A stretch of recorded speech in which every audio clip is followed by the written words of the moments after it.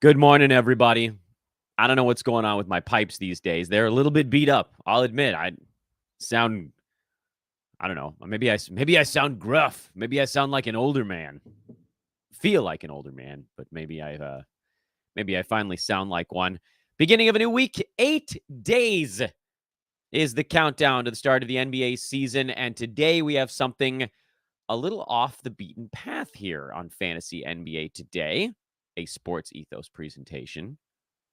And that is a points league episode.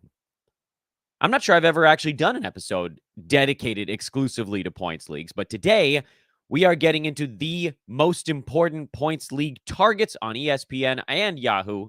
We'll have from each because their boards are set up differently, so the values are different at each place, although I think there is some overlap there.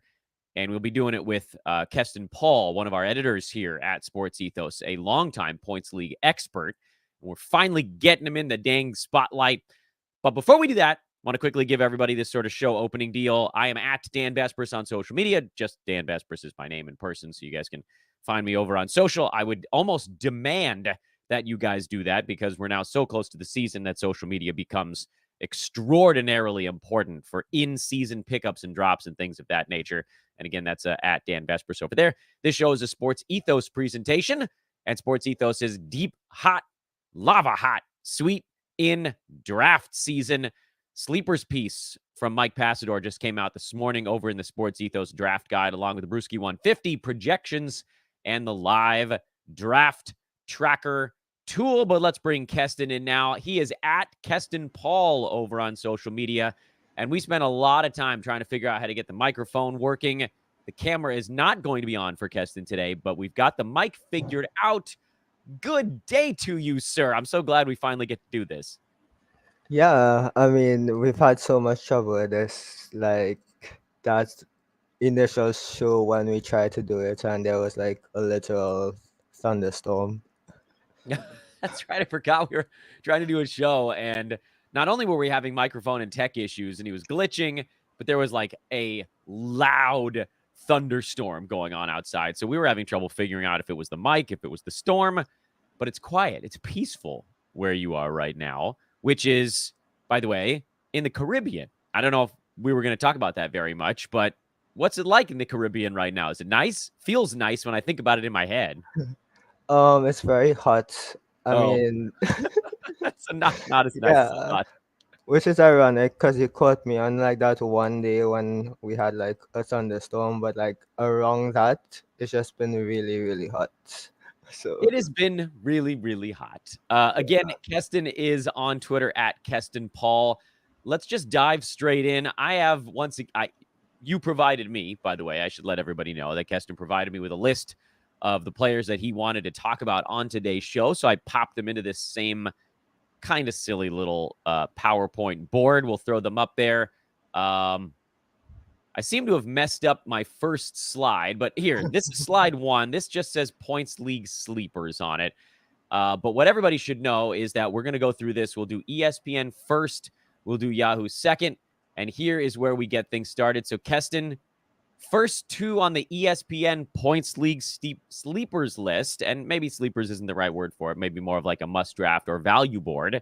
You have Kyrie Irving at 27 and James Harden at 46. Can you talk to us a little bit about how those guys ended up there and what you expect out of them in points format? yeah, so this is where they are currently ranked as of the last ESPN's board shuffle, which was on Friday.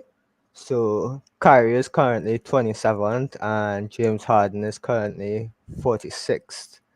So I think anyone who plays fantasy knows that both of these players are much better than this, like no matter what the format is. Um Last season they would have been just outside the first round, like around 13th, 14th there. And so obviously with Harden, he's this low because of the uncertainty about the trade. He is like doing and saying the right things right now because he's saying, he wants to play basketball, and his teammates are saying he's being very professional. So I mean, we're unsure about the situation if he would still be willing to play when the regular season starts. But I mean, at 46, if you're getting a player that could be at least like top 15, that's a major steal.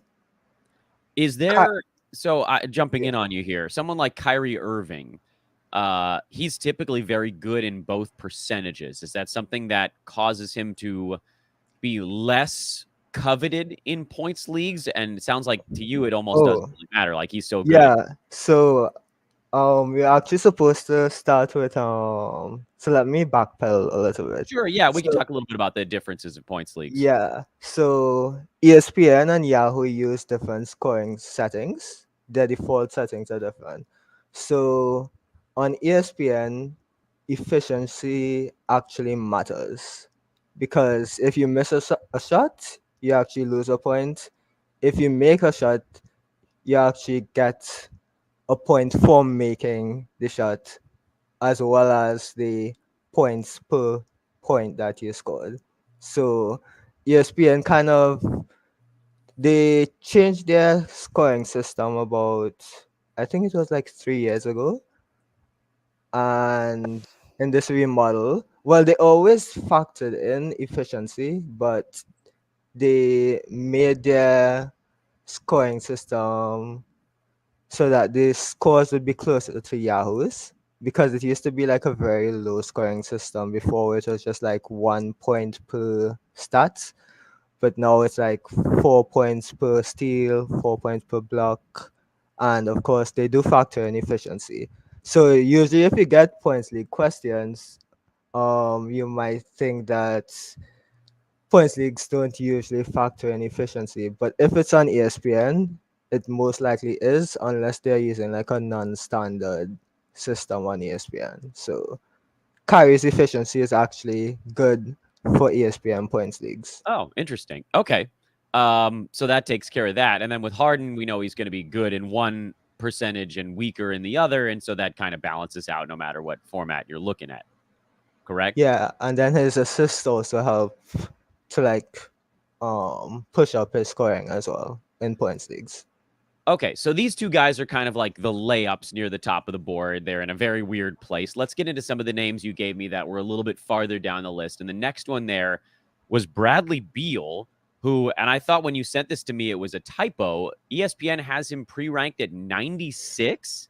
Yeah, that is crazy. I couldn't believe that when I saw it either. So last year in points leagues, he would have been like around top 40-ish. And obviously he's going to a worse situation now because he's gonna be the third option. But I don't think he's that badly off to be the 96th round player. At What kind of numbers? 96, Oh, sorry. Go ahead. Continue. oh yeah, at 96, that's like I'm expecting him to average like around 30 fantasy points, which is like a borderline Yeah. rosterable player. So that doesn't make sense. So How high do you think he can go in a points league? I mean, looking at ESPN side, I guess right now. so obviously him getting back to like around the top 40 is difficult, but you can probably take him like around the 60s, 60s to 70s, especially with him ranked this low. And you could still get like a little bit of upside on that. And if you're in a league where people don't pay attention, maybe you can take him like at the end of the 70s or the early 80s, like around above this 96 mark, and you're gonna get a lot of value on that. So that one again felt a little bit like a layup. Let's see who's next on the list. Let's flip to the next slide here. At 103, you have Jeremy Grant. So people have fears on Jeremy Grant, and I'm guessing most of them are end of season related. I've been yelling about it the whole offseason. You have to end your head to head leagues a little bit earlier. If people end their head to head leagues earlier, 103 for Jeremy Grant, you like that a lot, it sounds like. Yeah, the bad thing with ESPN's default playoffs is that it ends the last week of Ugh, the season. So unacceptable. usually, yeah, usually in my leagues I try to change that because you know what's gonna happen in the last week. half the main players aren't gonna be playing, or if they're playing, they're not like going all out unless they have like playoff implications. So, but Jeremy Grant is somebody who could like easily be like around the 70s at least as a floor. So there isn't really any downside if you're getting him this low. Um,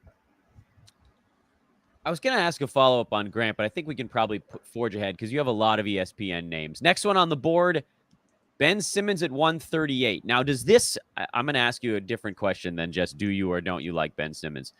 Um, because for points leagues, he's always been kind of a points league darling type of player who, bad free throw shooter, good field goal percent, but not much volume there to sort of offset it.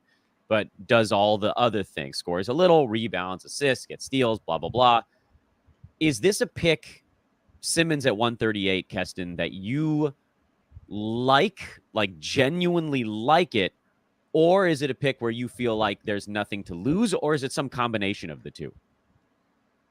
Um, it's just a pick where there's nothing to lose because this is a spot where if this pick fails, you don't really have any downside because it could just become a streaming spot. And Ben has been like a top 50 points league player in the past very easily. So even if he isn't at that peak level that he was before, like even if he's like the 70th best player or the 80th, you're gonna get value on this like no matter what. Unless, well, I mean, again, if he fails, but at this point in a draft, you don't care if this pick fails. So, What do you think he could do if things go relatively well for him? well, if he is playing well and starting getting his full minutes, all that, um, with his like skill set, he doesn't score very highly, but he does so much where it adds up, and especially because you get like 4 points for a steal on ESPN, and Ben is a good steals player as well. I think he can give you like at least like if he's playing well, like around like 33-ish fantasy points, which would probably put him like around in the 70s. So that seems like a solid floor if he is getting his proper minutes and playing well. Now we're getting into the deep numbers here. Next man on your ESPN Points League must draft list at 143, Jalen Duren in Detroit, who everybody knows how much I love watching him rebound because he's like the strongest dude on the court, and he was like 20 years old last year. Yeah. What are you expecting out of Jalen this season? But more than anything, what do you like out of him for a points league format? Well, it's just exactly what you're talking about, the rebounds. So with stats like that, like rebounds, they're kind of like almost more guaranteed points because you see a little less variation in that compared to scoring. Obviously, there is variation because every stat has variation, but you're not likely to get like, or you're less likely to get like a 4 rebound game from your big man who rebound a lot compared to like a scorer who could just have a night where he only hits like 2 shots. So Duran isn't one that I think is guaranteed to be a standard league player, but he has the potential to have the floor to be like at least like an end of roster kind of spot in like the 80s or 90s range. So you could even take him like maybe around the two above this and still feel like you could gain value on that. So I love it. All right, Keston, here is your list. This is like your ESPN honorable mention board, and they go off the screen. There were so many. yeah, This is how yeah, I need to get better at slide creation here. Your 160 plus group, who are they, and how do you think they're going to do this year? yeah. So this isn't even like a that they're guaranteed to hit, but these are players who are going to get minutes. So they're just ranked too low because all of these are worth flyers in your last few picks. Zach Collins, when he was playing really well at the end of last season, was giving you like top 80-ish value. in points leagues. Bruce Brown is someone who could also get around the top 100. Kobe White, he isn't as good for ESPN as he is on Yahoo because of the efficiency factored in. But again, if he is starting, he has like enough counting stats where he could get around the top 100 as well. Steven Adams is more like a solid pick if you just need somebody who could be like a back end roster spot. He isn't gonna blow up, but he is again someone who could be like right to the end of your roster where he isn't quite droppable, but he isn't like um well winning you matchups on his own either. And then Sohan, again, he's just ranked too low. I think he was like around 190 or so, like 200 or something. Like, again, he's just someone you can take with your last pick and hope that it works. So, Let's take a quick break here in the middle to remind everybody to give Keston a follow on Twitter at Keston Paul. Give me a follow on Twitter at DANBESBRIS, Dan Vespris. And please like, rate, subscribe, all that good stuff to everything we're doing on YouTube and via traditional podcast channels as well. And also, if you guys want to check out manscaped.com right now, they've got the Handyman, which I no longer have sitting right in front of me at my table here. I'm looking around for it and I can't find it. That is an actual face electric razor, not a sideburn trimmer. So you get the nice close shave with that. It still has the skin safe technology that all of their stuff has had in the past. Just a really great portable. It's like yay big, about the size. I have small hands, so maybe that's not the greatest example, but I'm trying to think of a good comparison here. I think the whole thing is maybe about 4 inches long, if that's possible. It's smaller than an index card. Fantastic piece of equipment. You can get it for 20% off and free shipping with promo code ETHOS20. ETHOS20 for 20% off and free shipping on your order over at manscaped.com. Check out the Handyman today. And tomorrow, they have a brand new product dropping at manscaped.com. Can't getting a little excited to tell you guys all about that as well. Your list for Yahoo is a little bit lighter, Keston. Let's segue over into that one. What's the first name on the board for you in a Yahoo points league?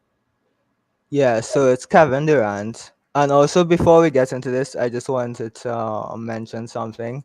So, this is based on the list that Dan Titus has on Yahoo, and it's much better than trying to use like the normal ranks on Yahoo because they are based on category leagues.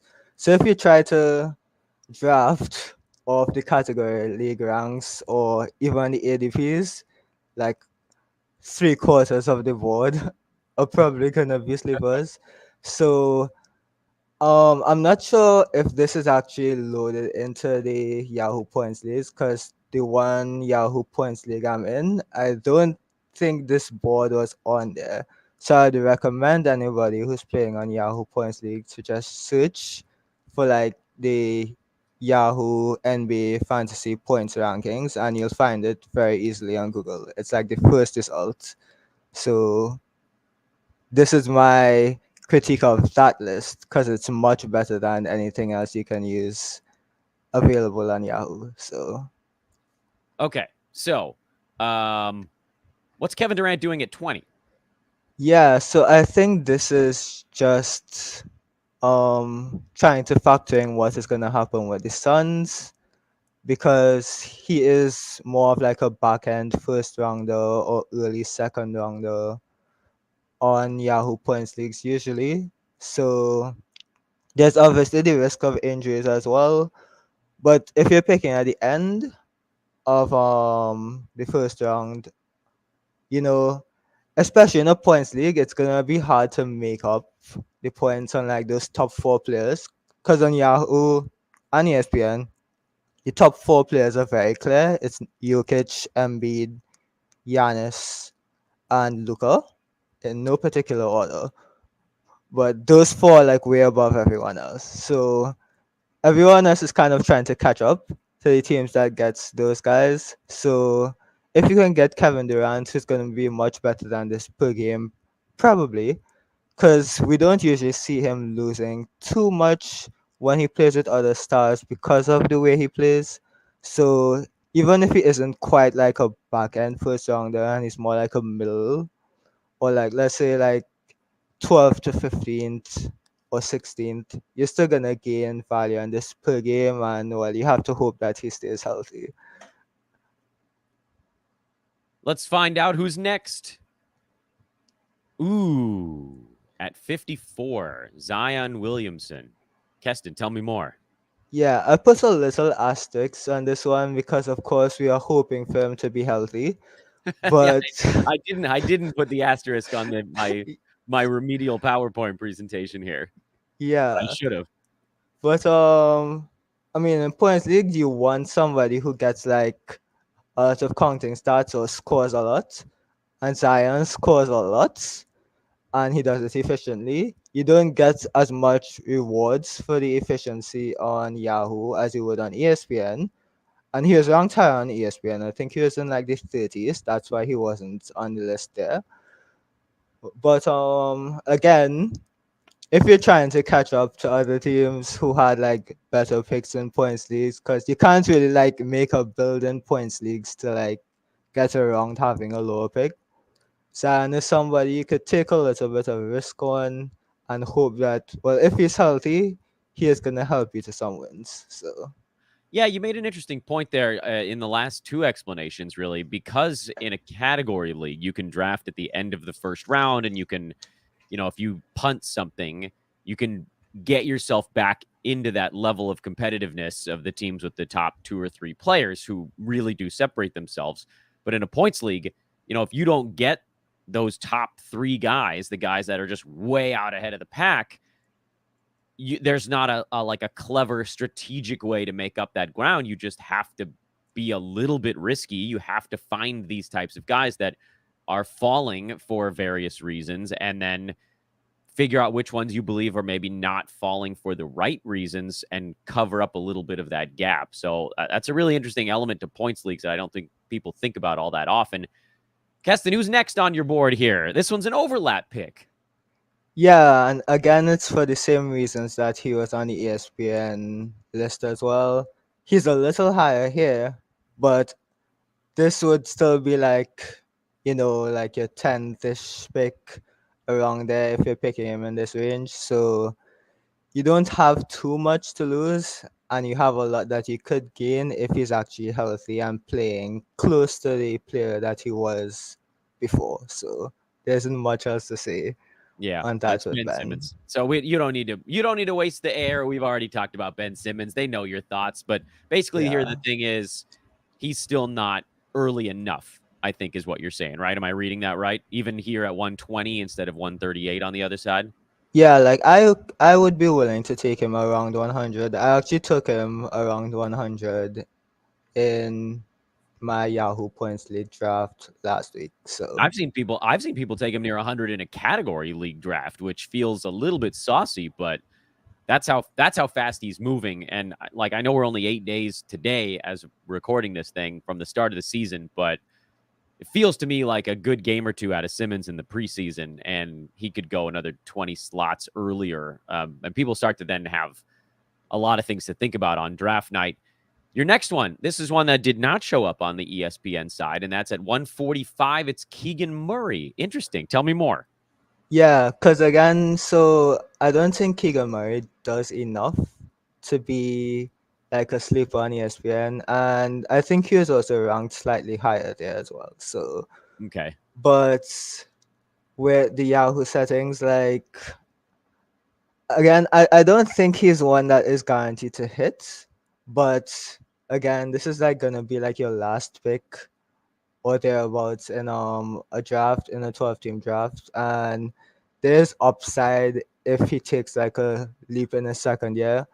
I'm not really seeing it in preseason so far, but preseason can fool us. So again, it's just like a pick where there isn't much to lose, and if you gain, well, happy days. And I think this next one is the last name on your board, and he was in your honorable mentions on the other side, but I guess we can spend a few more seconds on him here with Yahoo, and that's Kobe White, who Yahoo has at 204. Yeah, I mean, you talked about him a little bit on the ESPN end as a guy who maybe doesn't have a ton of upside. But why take a shot on him at the very end? Yeah, so on Yahoo, you don't have the penalty for missed shots. So if Kobe White's efficiency is Mm. bad, you don't get as much loss with that as you would on ESPN. And again, it's looking like he's gonna be the Bulls' starting point guard. He's been starting in the preseason so far. He won't have like big usage next to Levine, DeRozan, and Vucevic. But if he can get like let's say 15-ish points or 14-ish points, 5 assists, 4 rebounds, something like that, he might be like a borderline rosterable player, which isn't amazing, but at 204, if you can get that in your last pick, it's upside. So So that's the board of the deeper players. You also left a note for me, and I want to make sure we get a chance to get into this. Uh, and I can just actually read it verbatim, but then I imagine you can fill in a little bit of the color around it. yeah. Um, because a lot of these pages, the rank board or like what you see in a draft room is basically this sort of aggregate, like 9 cat, 8 cat points leagues, all that ranks gets mushed together into, at least with Yahoo, they call it X rank or pre rank. Guys like Giannis, who are going at 8 or 9, De'Aaron Fox near 40. You mentioned Julius Randle, Jordan Poole, Kyle Kuzma, Jeremy Grant, even Russell Westbrook and Aaron Gordon. These are guys that you feel are just too low because of that, because it's not as strictly a points league board. How can people find names like that no matter what type of, or no matter what website they're using? Is there something you're looking for specifically to say, okay, Giannis, Kuzma, Russ, these are guys that are typically ranked too low if you're just looking at a standard rank board? Yeah, so when I started playing fantasy, I started with points leagues. And then when I started consuming content, most of it was geared towards category leagues. So I kind of figured out how to translate that to points leagues over time. And then, well, obviously, I ended up delving into category leagues as well. But when you're listening to that type of content, when you hear these players who are dropped down in category leagues, usually because of like efficiency, those are players who would usually be a lot better in points leagues, or even something like low defensive stats.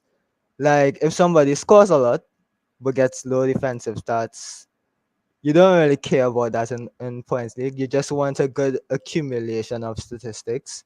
So that's like a general rule. Whereas like players who have like this one or two fatal flaws, usually in efficiency or a low volume stats, they will be better in points leagues. That's like a general rule. So So if we're going to do this almost like a beginner's guide moment here at the end of the show, how would you, what sort of strategic elements do you think someone just starting out in a points league should be looking for on draft night or even in a day-to-day format? What's sort of like your one or two main tenets to getting someone ready to understand a points league? Because it does play different than category leagues, but by and large, it's probably a little bit easier to pick up for someone just learning fantasy basketball because you don't need to understand all 9 categories individually. yeah, definitely. So I would say there are usually like two markers that make a good points league player. Either they have like this one really big statistical category. So usually you're looking for points. So if somebody is a big scorer, they're gonna usually be a good points league player. But at the lower end of the board, so obviously you don't have as many people who are scoring like 25 points per game, like that on the lower end of the board. But if you can find somebody who has like this one other very good category, so like Jalen Duran, for example, he's a very good rebounder. So if he can give you double figures in rebounding, that is something which could help him um be like at the back end of points league. So he won't be a best player, obviously, but he might be the eighth, ninth, 10th best player on your roster if everything goes well. So I mean that's why he was on the sleeper board as well. And on the other hand, if you have players who are like really good at these low volume stats, but let's say they're scoring or they don't really do much else, so like DeAnthony Melton, I think is a good example. He would be a good streamer in points leagues, but he isn't somebody who you would necessarily want on your roster because he just doesn't do enough like stats wise or accumulation. I would say accumulation of stats because you just want as much stats as possible in a points league because that's what it is. It's like a combination of all their stats. So those players are gonna be less good in a points league. So when you hear category analysis, that's kind of like your marker of like how to push up a player or pull down a player in your points leagues. All right, last question for you before I let you go. If you were trying to sell points leagues to someone, like me, for instance, I don't play them very often. I'm in an 11 cat Yahoo league that parallels points leagues a little bit because it does overvalue volume scoring. If you were trying to sell me, sell my listeners, sell our viewers on trying a points league, what's the sales pitch? What is it about them that you believe makes them fun? Well, I think it's just that they're easy to play. And if you just want something which is, um, I would say, not necessarily less brain work because you still have to do a little bit, but just like maybe not as intense or not as, well, just simple. Because I think that's why people like fantasy football as well because you're just looking at points. So it is generally the same thing on NBA points leagues. And personally, I prefer the scoring system on ESPN, although they do a lot of bad stuff.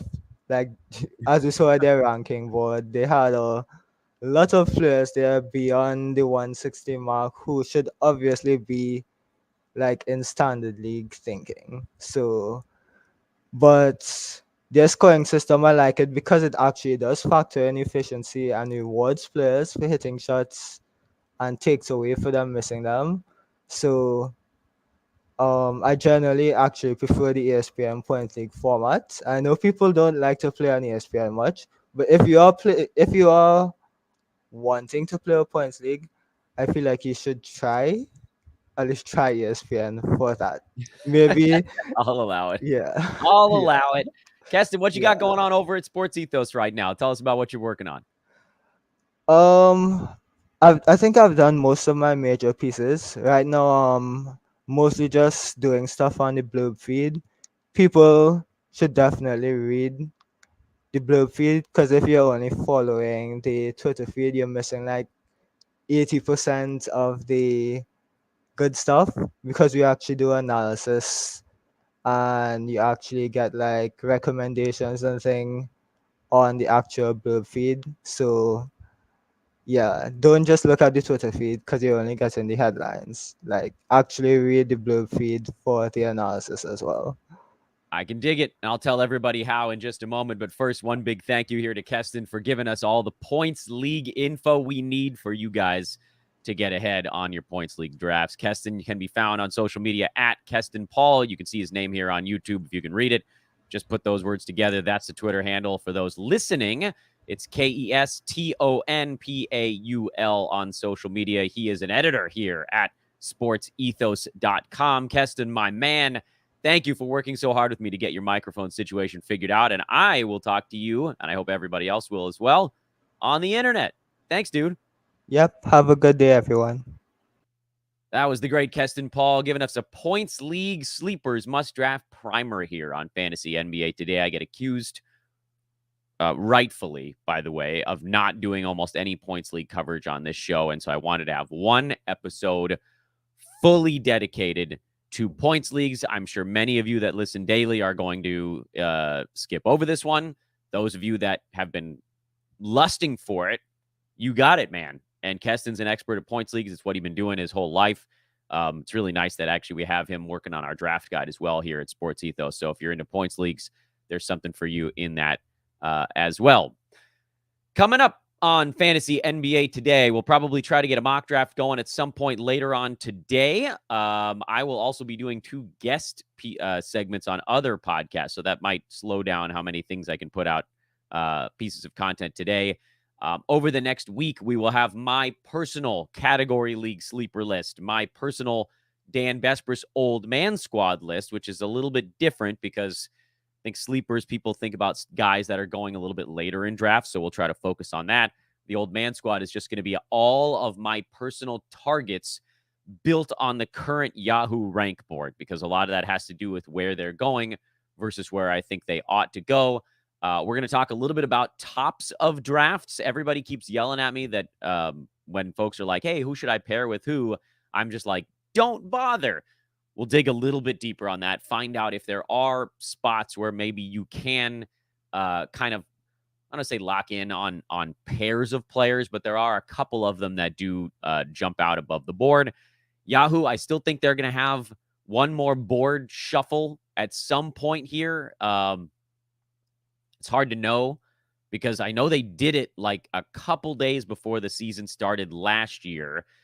There hasn't been one in the last week or so. They had one last week, but I'm expecting one between now and opening night. So if that happens, we may have to do a little bit of a shuffling, move some bodies around as well. But that's all coming up here on the show, and we'll get as many mocks in as we can as well. Thanks for listening, everybody. I'm at Dan Besbris over on social. This is Fantasy NBA Today, a Sports Ethos show. Go check out everything at Sports Ethos. And like Keston mentioned, Ethos Fantasy BK is the Twitter feed for the news. But if you click in on any of those, you get the whole analysis that comes with it. That's over at sportsethos.com. Have a great Monday. Talk to you in a little bit.